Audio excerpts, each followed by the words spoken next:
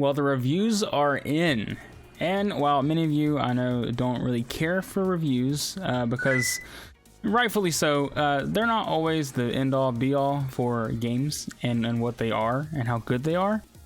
Rebirth has gotten an overwhelming amount of great reviews, so much so that the Final Fantasy 7 Rebirth is the second highest rated Final Fantasy game in 23 years since Final Fantasy 9. So I want to go over everything that was said, all the good and the bad, real quick, and get everybody prepped and ready for what is to come next week.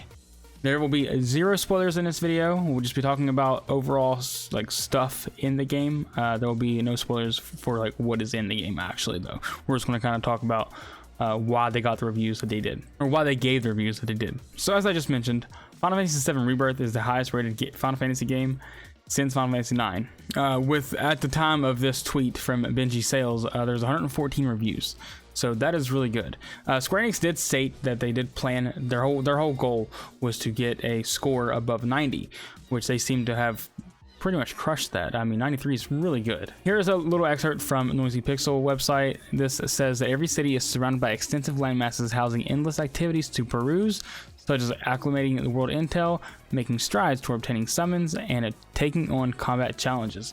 And we got a little bit of tease of this in the Junon demo, where you can kind of go through and learn about the world and do the combat challenges. Like there's like 4 of the monsters that are there that have been enhanced with Mako.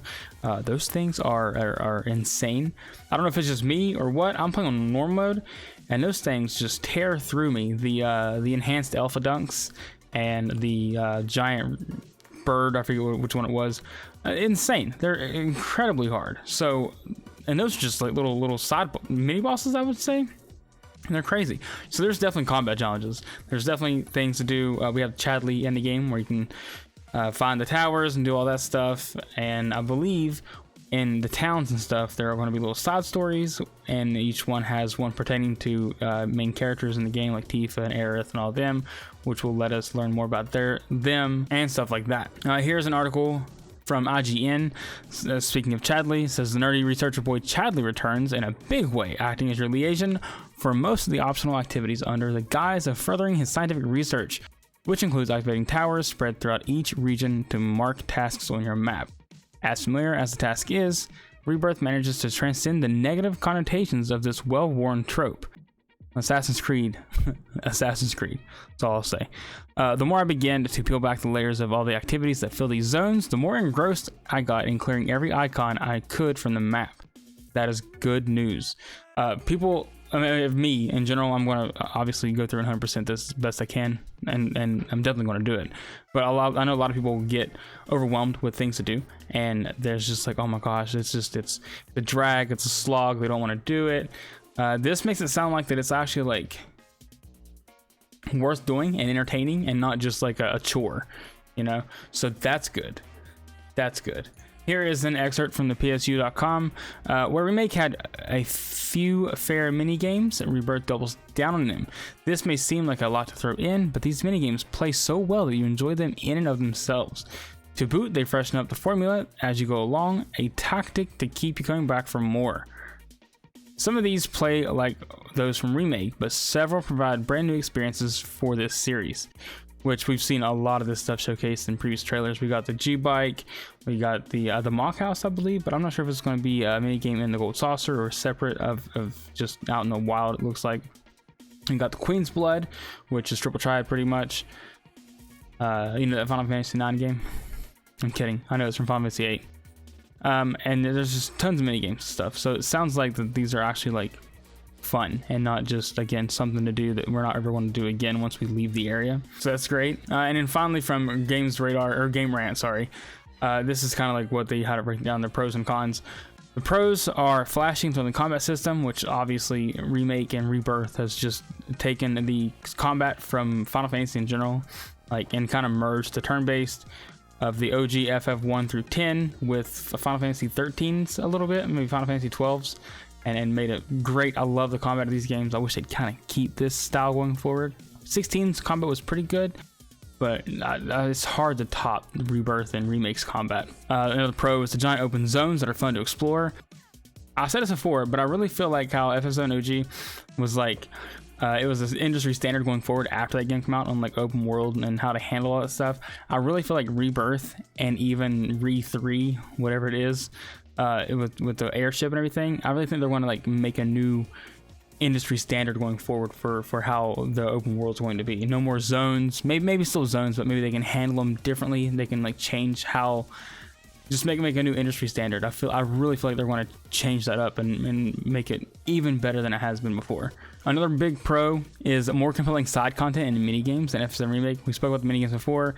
Another thing I've heard a lot about, or I've read a lot and heard from videos on reviews, is the side content is actually like fun, and you're not just kind of like out chasing cats like you were on Remake. So that's good. I know people had a big disdain for the side content and side quests that was in Remake, so that's good. They seem to have heard us and are making them much better. And a wonderful cast of characters is another pro.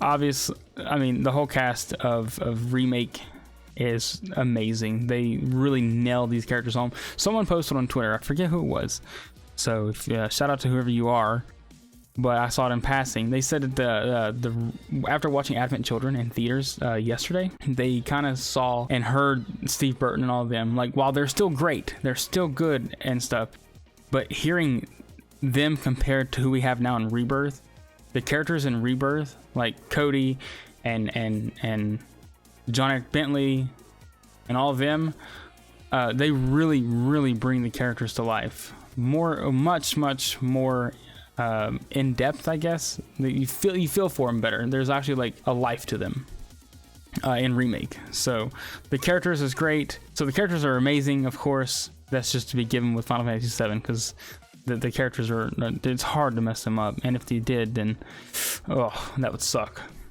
Here are 2 cons. And I've seen this posted a lot. So, and this is to be expected with, I feel like, games in general. You have pacing issues that make some chapters a slog to get through. To me, this screams. I know a lot of people didn't like the sewers mission with what's his name, the dude that was Cornelius' lackey, that you go back and you try to find his girlfriend's pendant or his ex-wife's pendant or whatever that Cornelio, like, took and killed or threw away or whatever.